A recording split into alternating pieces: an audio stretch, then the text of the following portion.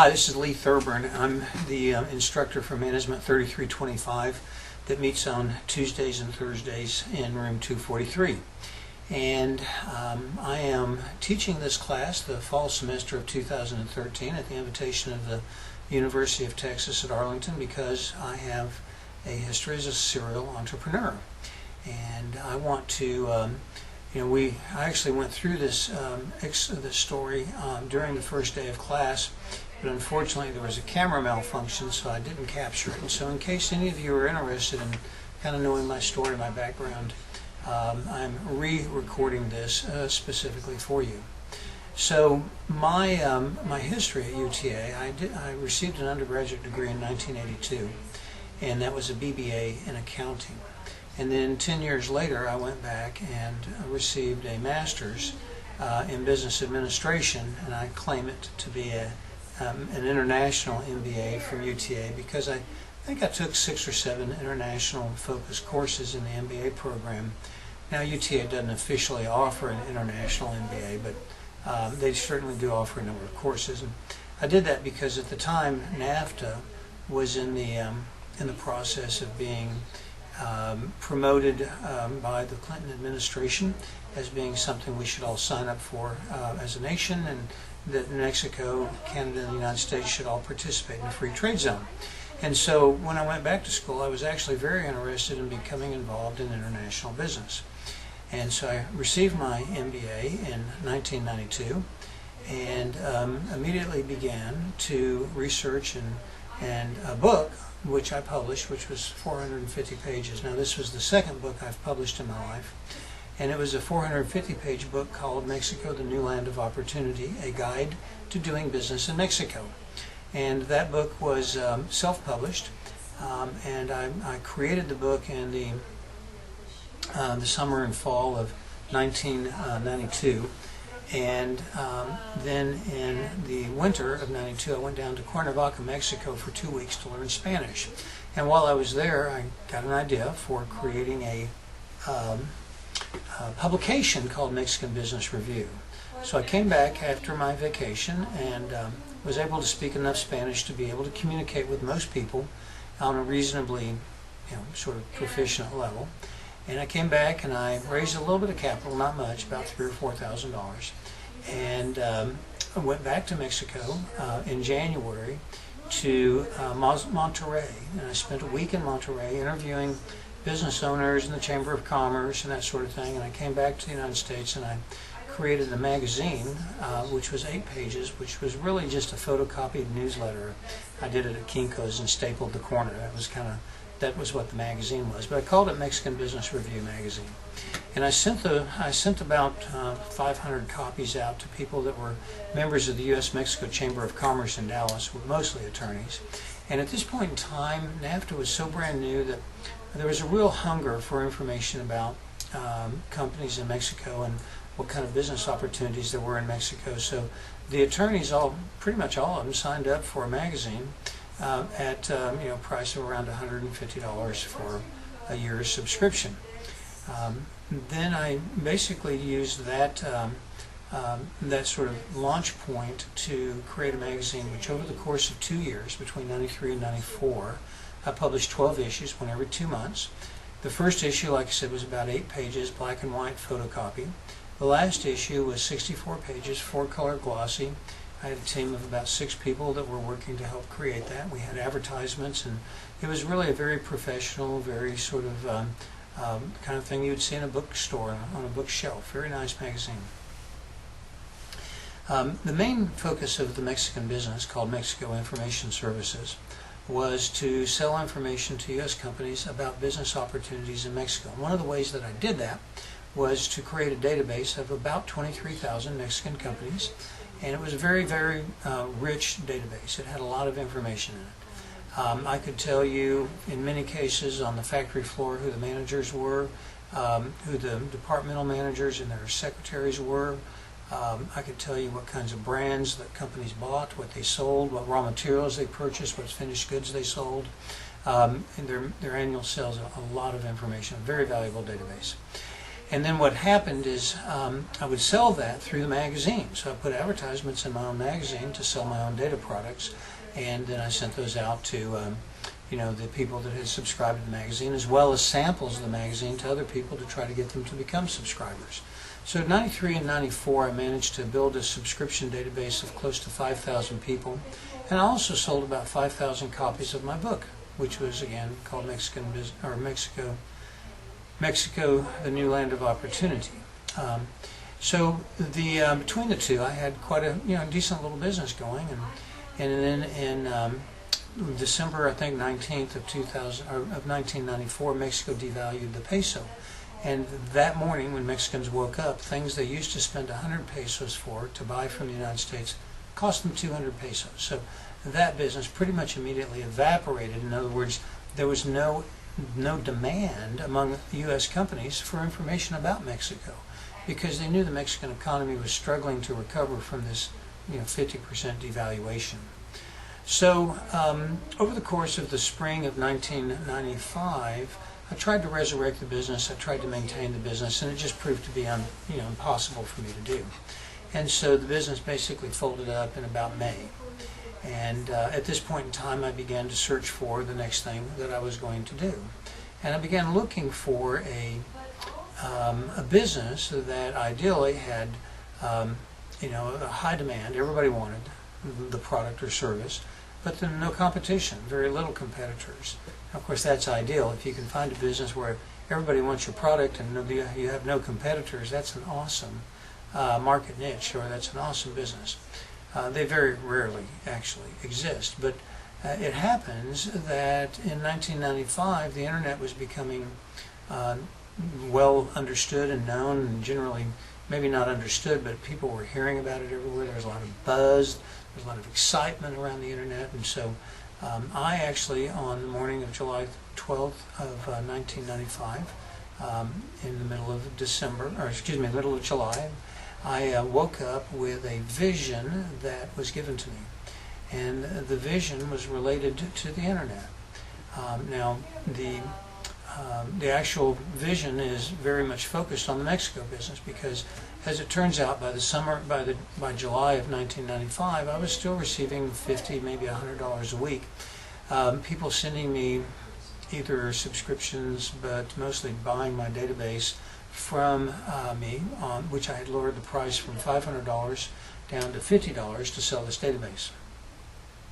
And so I'd get a couple checks a week in the mail for $50, and it was the checks would come in a small post office box about yay big that was down at the bottom of the floor. So I'd squat down and I'd open the post office box, and I'd look in, and there'd be a check maybe once every day or two or three of the week. Well, in this dream that I had, this vision that I had, and I say it not a dream, it started as a dream, but then it turned into an actual vision.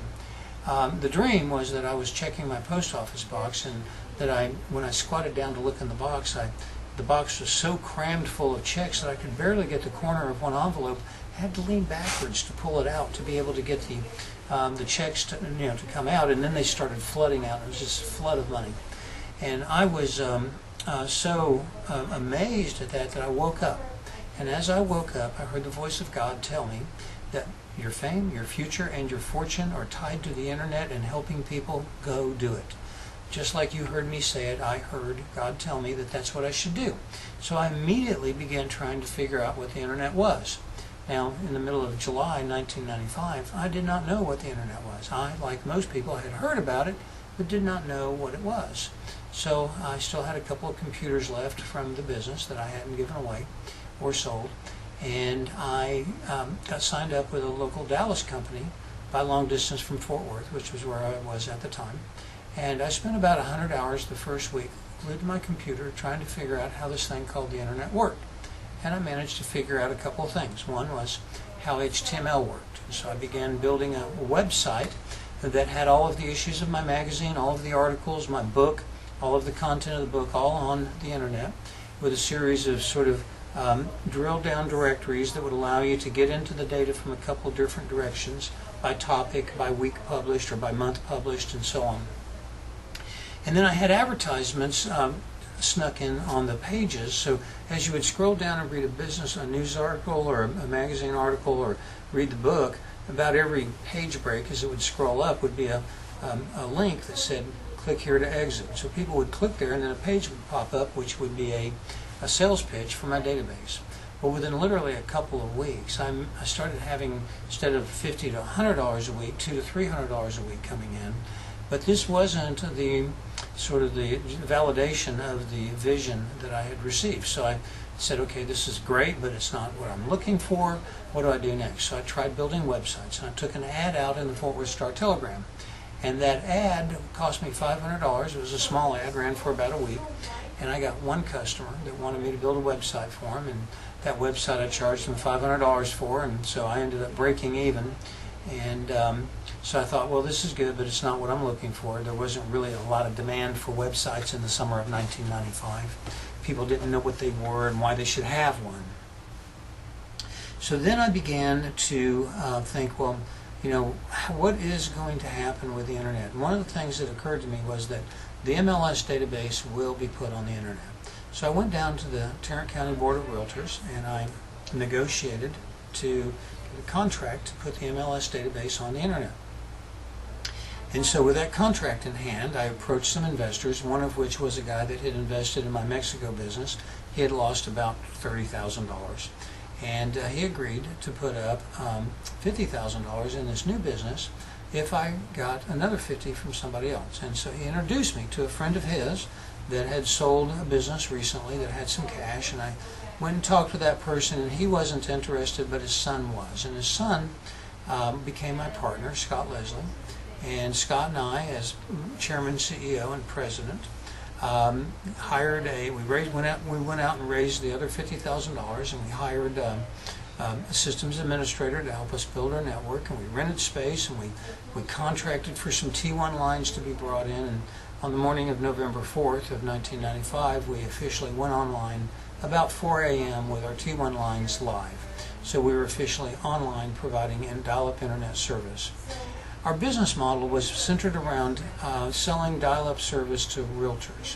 And so we had hired a database programmer to build us a database system to download the data from the MLS computer system and transfer it into our system and upload it and display it on the internet. And we did that. And so with that idea in mind, we figured that realtors would need dial-up access and realtors would need advertisements related to the data that's on the MLS, your MLS data, so they could have their advertisements next to the homes so that people would call the realtors. Well, that was the idea. And so we went through. We went around to a lot of different real estate offices in Tarrant County, Fort Worth, and we made sales pitches about why they should do this. And we ended up during the month of November signing up about 50 realtors with dial-up access and advertisements. But right prior to this point in time when we went live, so right before November 4th, we had an idea that maybe computer stores, retailers would be interested in selling dial-up service for us. So we negotiated and contracted with 5 different computer stores around the Fort Worth area, and it turned out that those 5 stores sold about 200 accounts for us during the month of November. So at the end of November, we had 50 accounts that we had worked hard to get and 200 accounts that had just kind of happened, fell in our laps because computer stores were selling our internet service for us. So we began to focus our attention on the consumer market, not the business market, and we began to offer dial-up internet services by advertisements in the newspaper and the Fort Worth Star-Telegram, and we began experimenting with our price point, which had been $25 a month, and we began lowering it. And by the middle of December, we were definitely on an uptick in our revenue. Things were beginning to look better. But we weren't generating enough revenue to replace the cash that we were spending. It was a terribly capital-intensive business providing dial-up internet. So we were eating cash at a horrific rate. So we decided to gamble and try something, offering our services for $99 a year prepaid. And we began doing that in the middle of December. And we also brought in some metro lines from Dallas and began advertising the same service, $99 a year prepaid in Dallas. And our revenue went from steep like that to maybe steeper like that. And at the right before Christmas, a salesperson for KLIF Radio came over and camped out in my lobby. I visited with him, and he made me a sales pitch. He said, "Lee, the week after Christmas is the slowest week of the year, and I have unsold inventory. I would like to sell you $10,000 worth of airtime for $5,000, and I'll produce the radio commercial for you. And I'll throw in 2 tickets to the Cowboys playoff game." Well, at that point, I kind of figured I could negotiate a little more, so I asked for 4 tickets. He agreed. So I got 4 tickets to the Cowboys playoff game and $5,000 worth of advertisements. And the week after Christmas, when our ad ran, we signed up $25,000 worth of business, 250 new customers at $100 a year prepaid. And so we ended up 1995 with 880 customers, of which 250 had signed up the last month. So we pretty much had found a formula where we spend $1 and we get $5 back within 1 week. Now that's awesome. If you can spend $1 now and get $5 back within 1 week, you're doing something special. And so this was just a function of the market that we were in, the high demand and high interest for the internet and for dial-up, the newness of the market, and the fact that there just weren't that many competitors.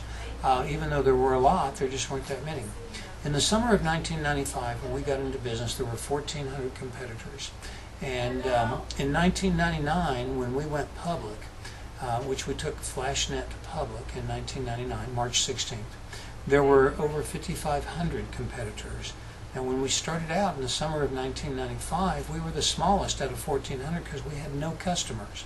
And in March of 1999, when we did our IPO, we were the 13th largest in the nation, with AOL being the largest. Now there's a big gap between AOL and us, but we were in that game.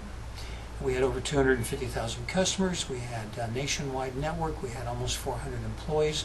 We had over 70,000 square feet of space that we had. And so the company had grown dramatically. Learned a lot of lessons during that time frame, and the single most powerful one is that you sell people what they want, not what they need. Realtors needed to get the service that we were offering, but they didn't want it. Consumers wanted what we had, but they didn't need it. So we began to focus our attention on selling what people want, not what they need. And that was a very important lesson. You know, we made a lot of good decisions. We made some bad ones, but the bad decisions we turned around pretty quickly. We were in the right place at the right time with the right product at the right price, and you know, we had a lot of luck associated with it, but we also did a good job of managing and growing the company and marketing the company. So after we took it public in March of 1999, we immediately realized that we had a business that was not very well founded. You see, FlashNet never ever sold anything at a profit. We kept trying to raise our prices, but new competitors would come in the market.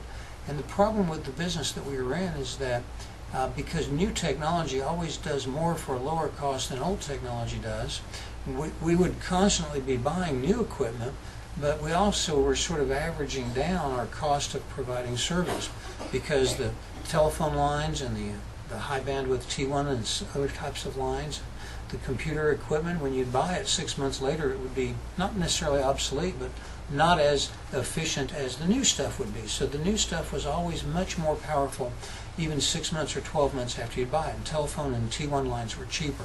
So somebody that was new into the business could actually provide the services we provided at a much lower cost than we could, because they were setting up a new capital infrastructure at a lower sort of cost per unit, if you will, than we had. So as we tried to average down our cost and raise our prices, we were constantly being threatened with competition that had a lower cost structure than we did. So we were hemorrhaging cash, and we didn't really have a good option. And while there were options out there, the problem with taking a company public is you tell all these investors, we're this kind of company, we're a dial-up internet service. And then if you try to change and tell them, we've changed our mind, we're this other kind of company because we figured out you can't make any money over here, we're going to try to go over here and make money, they'll go, well, wait a second, you took my money over here, you mean you already know that it's not a good business? So our board of directors would not allow us to switch gears almost immediately after going public. And because of that, we basically were hemorrhaging cash, and so we had to find somebody to buy us. So we hired some investment bankers to go out and find us a buyer, and they found Prodigy. And Prodigy was in the process of cutting a deal with Southwestern Bell to be doing a joint venture, but really the goal was to be acquired by Southwestern Bell. And so Prodigy wanted to bulk up, and so Prodigy was willing to do a stock-for-stock merger with us and acquire NetOffer in conjunction with their joint venture with Southwestern Bell. So because we really didn't have very many choices, we were running out of cash rapidly. We had about a year's worth of cash, and that was not enough to last very long. Even after our IPO, we went ahead and cut the deal with Prodigy 6 months after we did our IPO. Well, the deal with Prodigy was supposed to actually conclude, and we were all going to get our cash, our stock, and so on in about 3 months. But Southwestern Bell figured out that they could delay the proceedings and get a cheaper purchase price by causing the value of the stock and the values of the companies they were buying, Prodigy and FlashNet, to decline because of the delays. And so they delayed for about 10 months. And in the August of 2000 timeframe, the deal was actually concluded. And stock that had originally gone out at $17 a share, first day trade, first trade 43, and a high point of around $53 a share, was ultimately worth about $2 a share at the point in time that the deal with Prodigy and Southwestern Bell was all finally concluded. Well, that was kind of a wake-up call. It was certainly a challenge, and none of us came out of it with anywhere near as much money as we thought. We did not get as good advice from the investment bankers as we would have liked. We didn't get as good advice from our attorneys as we'd like. We didn't know, because we'd never been through the process. We didn't know what we didn't know, and the people that we were doing business with that were advising us, they really weren't all that experienced themselves. And so, we just really kind of were new to the game and got taken advantage of by the system. But in any event, no spilt milk. We learned lessons, and so in 2000, that deal was all done. In 2001, after basically the dot-com implosion occurred in 2000 and 2001, and what little bit of fortune, if any you could call it that I had was pretty much erased by the decline in the stocks, the dot-com markets. I kind of went back into the business world after about a year and a half of not being in business. I opened an art gallery and kind of played. And then I got back into the business world with a company in Dallas called Web Real Estate, and then 9/11 hit. And 9/11 changed the economic or the investment climate dramatically for several years. And so that business didn't work out, and I ended up starting in 2002 the company NetOffer. NetOffer is my current company. It'll probably be my last one. I'm excited by NetOffer, but NetOffer has gone through a large series of evolutionary steps. We started off being initially primarily a restaurant marketing business, and then we expanded to retail, and we were having trouble sort of hitting a stride and finding a niche that really worked out. So then we switched over to classified ads and auction type sites, and then we finally zeroed in on classified ads for real estate, which led to a real estate investment, or excuse me, an online real estate listing and sales engine, sort of like the MLS for real estate. And so I created a system, a very efficient online website where we could take information that people that want to sell their home would provide us, and we'd turn around and list their home on the MLS for a cut rate. It's called flat rate or flat fee MLS services. And in 2005, I raised a little capital and began focusing on that business. In 2005, we listed and sold 600 homes. In 2006, we listed and sold 600 homes. In 2007, the real estate implosion occurred, and that business began to decline. Fortunately, I had already begun building into the system our own sort of business engine, if you will. It was an online business directory, and in 2007 I began to focus attention more on that, shifting away from real estate. In 2008 and 9 and 10 poured more and more resources into the online directory business to business marketing system, and now in 2013 NetOffer is an interesting and relatively unique technology software company. We provide a combination of a website system using WordPress with our own proprietary CRM database, Customer Relationship Management Database. And we have integrated into that a marketing automation autoresponder system, a B2B connectivity tool, and a variety of other systems and tools that allow small businesses to get incredible efficiency with the automation of their marketing. And so we have a software platform that makes it very effective and efficient for businesses to market themselves. And we have a company that's growing, and we're adding new customers, and we're excited about that. So the genesis of my experience since 1995 has been pretty much purely related to technology and the internet in particular. And the business that I'm currently involved in is another internet business that has a very similar to FlashNet potential for high scalability across the web and very efficient cost of service provision. And we're in the process of trying to make sure that we optimize it and make it as fun, as intuitive, as effective, and just as high value as possible, so that people want to use it and they want to tell other people about it. I've done a number of other things. Some of them have been successful and some of them not. I've been a CPA. I've had my own CPA practice. I've bought a number of Quiznos franchises with my brother-in-law, and had other business ventures of greater or lesser degrees throughout my life. And so I hope to be able to bring quite a bit of personal entrepreneurial experience to the class, and help you learn whether or not being an entrepreneur is the right path for you at some point in time in your future. Thank you.